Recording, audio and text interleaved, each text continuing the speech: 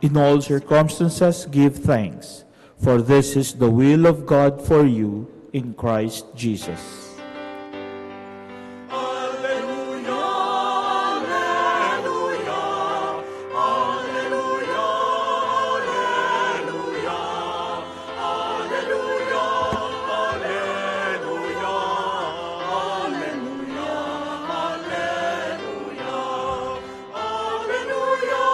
Hallelujah, hallelujah, hallelujah.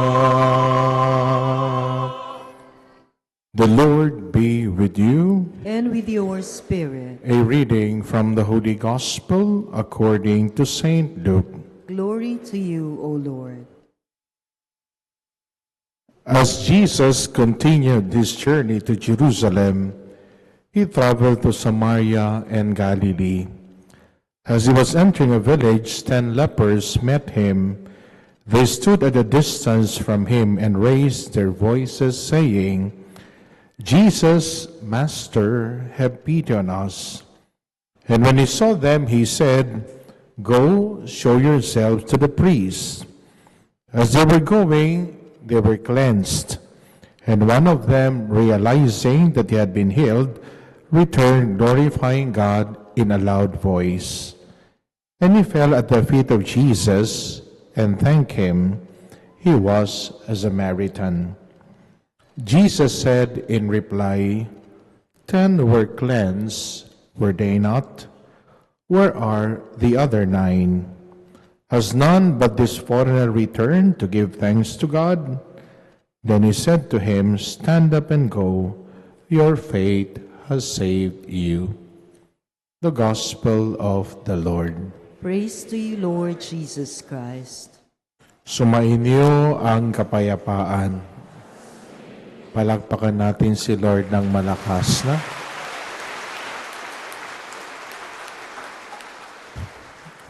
For the first time in my life as a priest, I got invited to preside over the perpetual profession of 2 religious sisters yesterday. Wow, it was a wonderful liturgy and a wonderful experience. One sister from Vietnam, Sister Bao Yen, and the other sister from China, Sister Maria. And as they were introduced to the community, I keep on hearing the words like, Sister Maria, Sister Bao Yen have promised to be with the Lord forever. I keep on hearing that, the word forever. Sister Bao Yen and Sister Maria have decided to be with the Lord forever. No? O harapin ang katabi, sabihin nyo, "Can you be my forever?" Sabihin nyo, hindi. No? And I think today, as we celebrate this Mass, the 28th Sunday in the ordinary time, I would like to invite everyone to make a commitment to promise that we would like to be with the Lord forever. Amen? Amen. Araw-araw may balita ng lindol. Ano ba yan? Sino sa inyo ang natatakot sa lindol? Pumalakpak ng malakas. Sino ang hindi natatakot? Pumalakpak ng malakas. O di kayo na. Kayo na ang matatapang, no?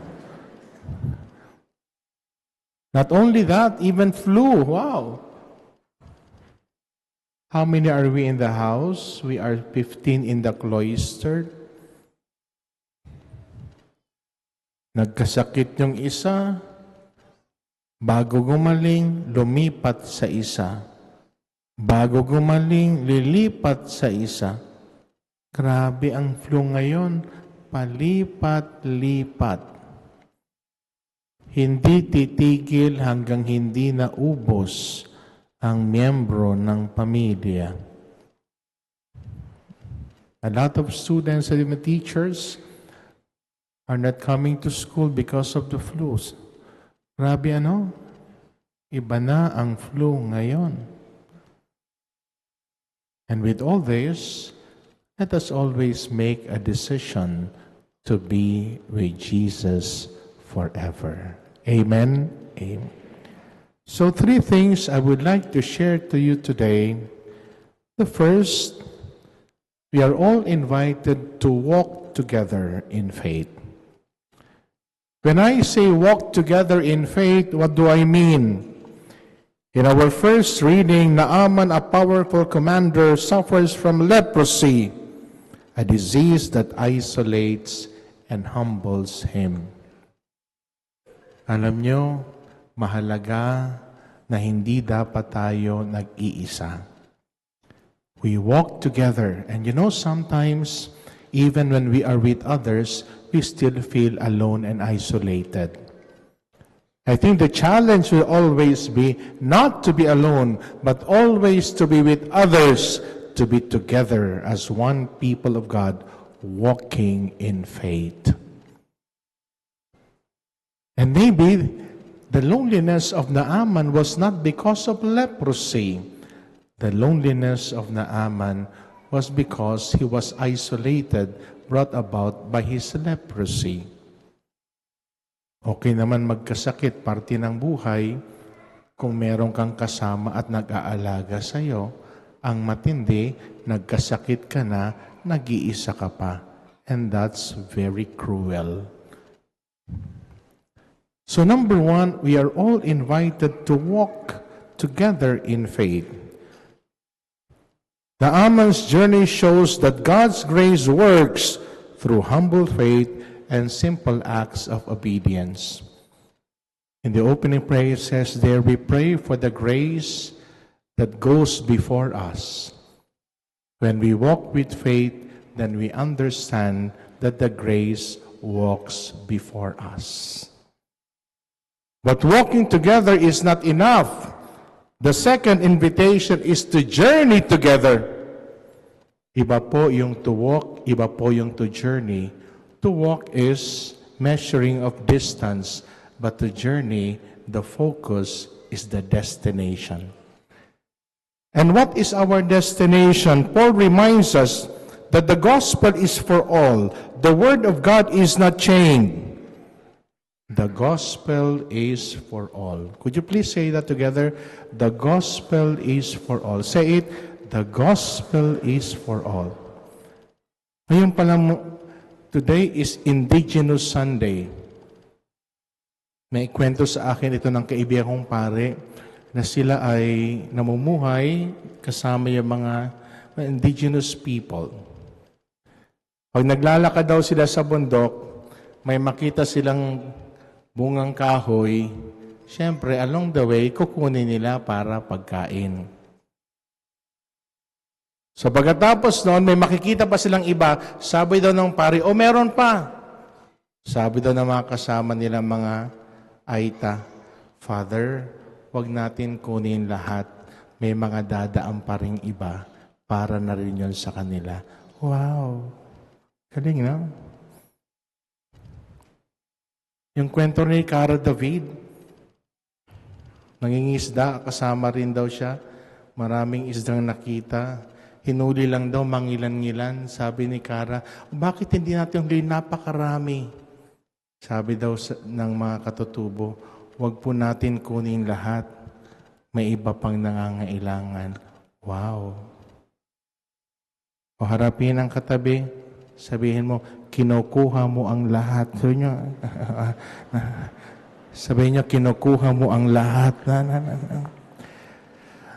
I don't know if my brother remembers, ang lolo kasi namin sa father's side, farmer. Once in a while, nakakapunta rin kami sa farm, naglalakad kami sa mga, yung maliliit na lakaran, yung ulit, paddies ba yun, no? Anong tawag doon? Pilapil, no? Napakahirap para lumakad sa pilapil. Palagi ako nahuhulog. At ang laki-laki ko pa naman, no?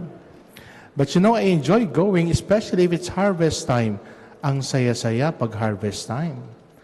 Lahat ata na nagtitinda, nagpupunta doon para magbenta. At naalaala ko, habang nag-harvest, nagsasabi ang lolo ko, huwag ubusin ang lahat. Yung pag-harvest kasi noon, hindi pa naman traktora.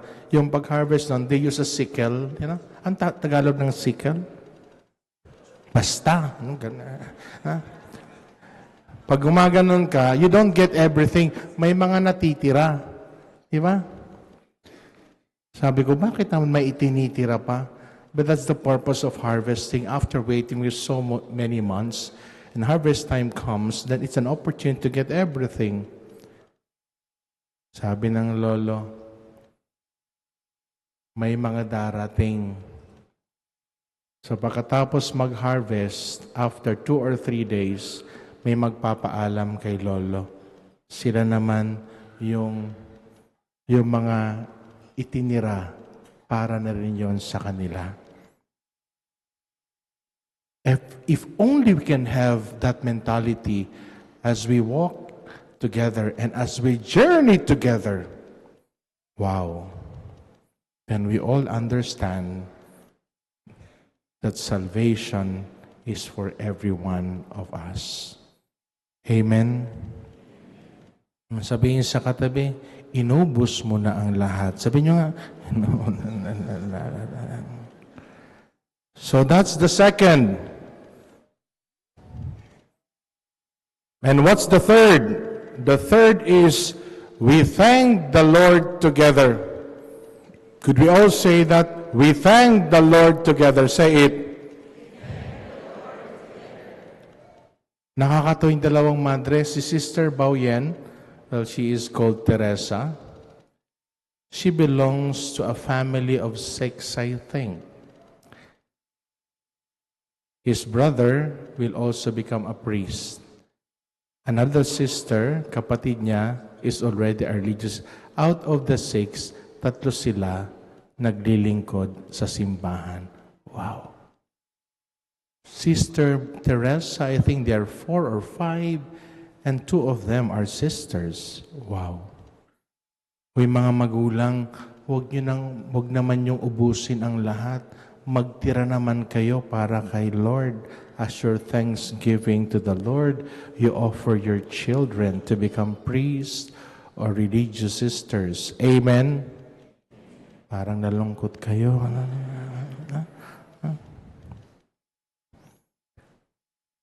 The heart of the journey is thanksgiving.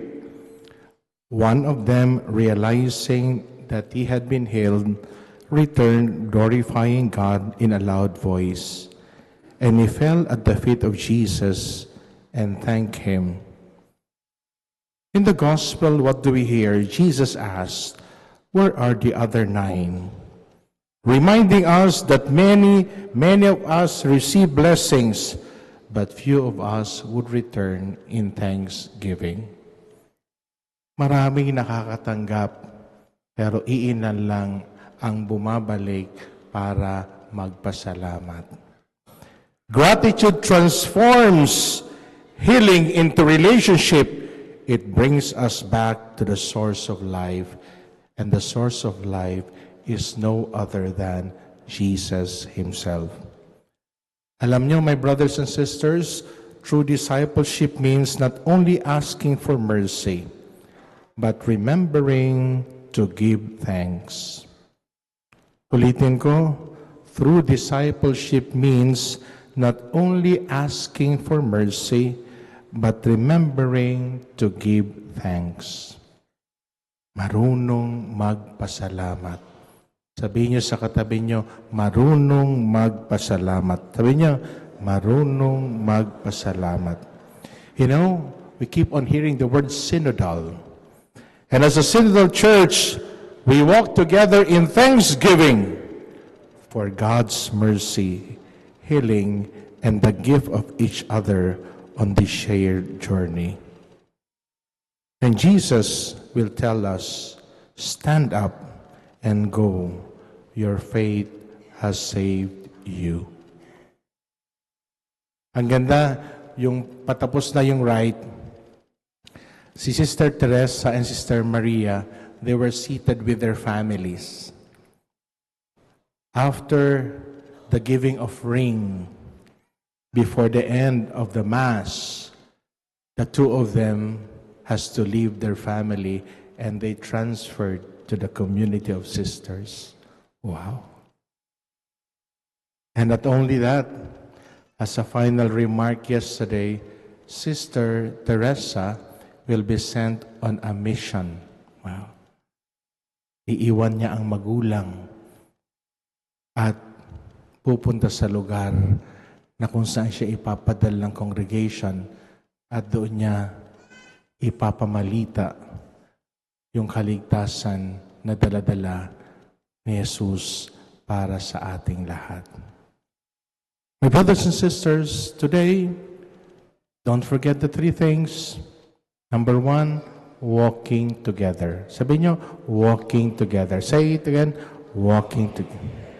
Pangalawa, journeying together. Say it. Pangatlo, thanking together. Say it. So these are 3 important things that we can do. And as we do them, then truly we are making a choice and a decision to be with Jesus forever. Amen? Nag-uusap ko yung mga administrators, no? Ako talaga nagdadasal. Nagdadasal ba kayo? Yes or no? Yeah. Sabi ko, Lord, sana naman ako kung talaga maglilindol. Huwag naman pag may mga klase, di ko alam ang gagawin. Although may fire drill, we have earthquake drill. What will that do when you have thousands of students?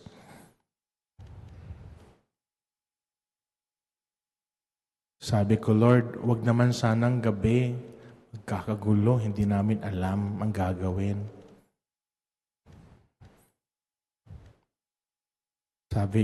Sabi ko, Lord, baka pwedeng wag na lang sana, Lord. Kasi talagang nakakatakot. 33,000 ang mamamatay, casualty, mga destruction of properties. Lord, are we going to start all over again? Maybe these are times wherein the Lord really is purifying all of us, reminding us who have forgotten that forever is not on this earth, but forever is always with God in heaven.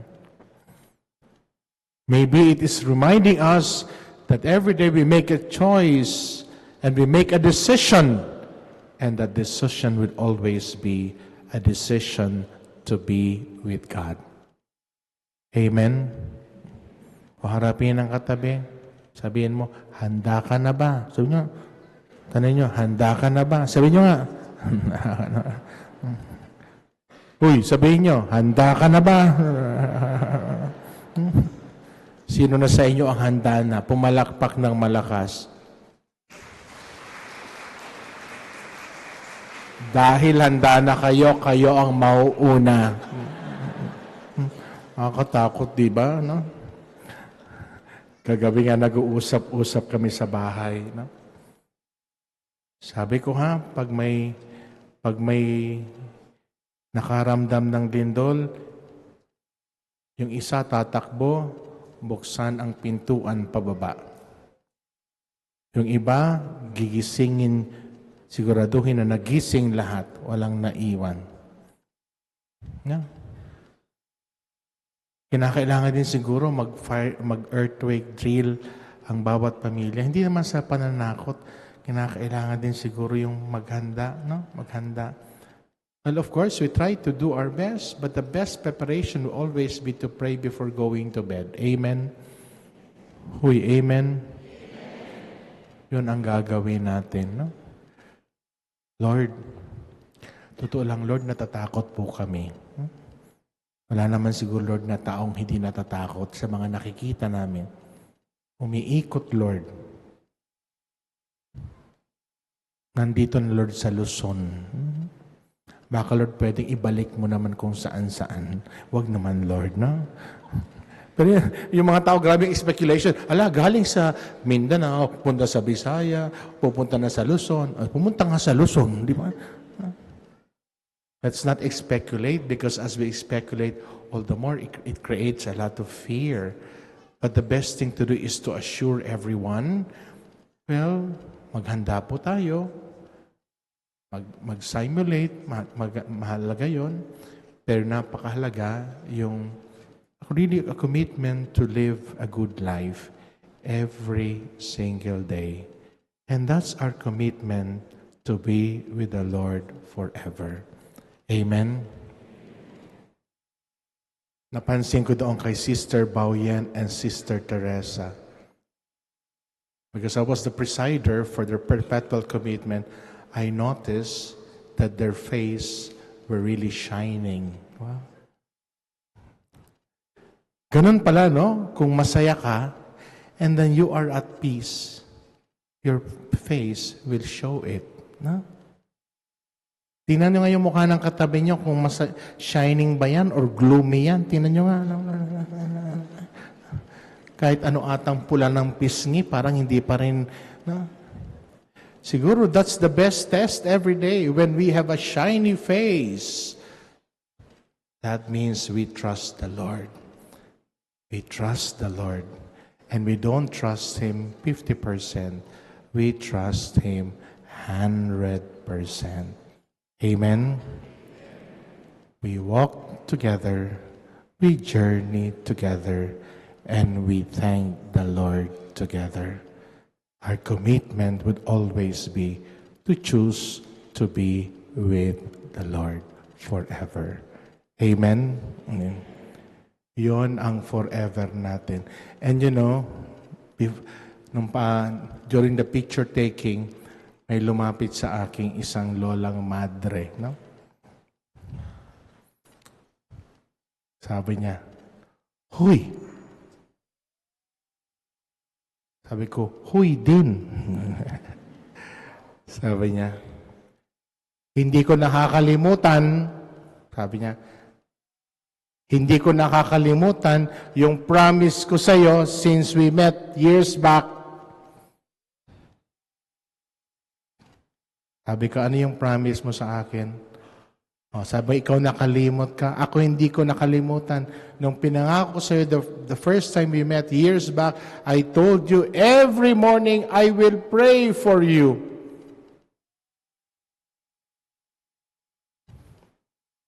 Sabi niya, "Hindi ko yung kinalimutan hanggang ngayon. Araw-araw, pinagdadasal kita, Father Nolan." Sabi ko, "Wow, thank you, sister." Sabi ko, "Sister, sama mo rin yung kuya ko." "Kasama ka na daw," sabi ni Sister Julieta. Sabi ko, "Lord, napakabait mo naman. May nagdadasal sa aming madre ng umaga, may nagdadasal din ng madre ng madaling araw. Isa na lang, Lord, gabi." Sabi ni Lord, "Yung gabi, para naman yan sa'yo." Because sometimes you keep on asking, "Oh, you pray for me." Baka ikaw naman di nagdadasal. As we ask others to pray for us, we also make it a commitment that we really have to pray hard every day. Amen? Amen. O sabihin sa katabi, magdasal ka. Sabihin nyo, magdasal ka. Sabihin nyo, iba ata ang amoy mo. Iba yung amoy ng hindi nagdadasal, ha? Iba yung mukha ng hindi nagdadasal.